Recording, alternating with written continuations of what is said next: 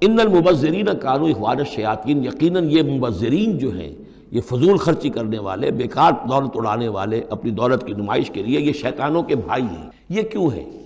شیطان کیا چاہتا ہے؟ شیطان یہ چاہتا ہے کہ تمہارے مابین دشمنی پیدا کرے، بغض پیدا کرے، کہ کسی سیٹھ صاحب کی بیٹی کی شادی ہے اور اس پر جو کچھ ہو رہا ہے، وہ جو پوری کوٹھی جو ہے وہ بقائے نور بنی ہوئی ہے اور دھوپ جھڑ رہا ہے، اسی سیٹھ صاحب کا کوئی شوفر بھی ہوگا، کوئی پہرے دار ہوگا، کوئی مالی ہوگا، کوئی اس کا خانسامہ ہوگا، اس کی بچی شاید بوڑھی ہو رہی ہو، اس کے ہاتھ پیلے نہیں ہو رہے ہیں، کیا چھریاں نہیں چل رہی ہوں گی اس کے دل میں؟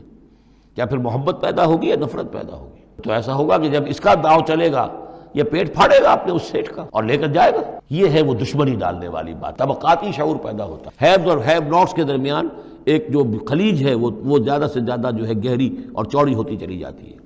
وَكَانَ الشَّيْطَانُ لِرَبِّهِ كَفُورًا، اور یقیناً شیطان اپنے رب کا بہت ہی ناشکرا تھا۔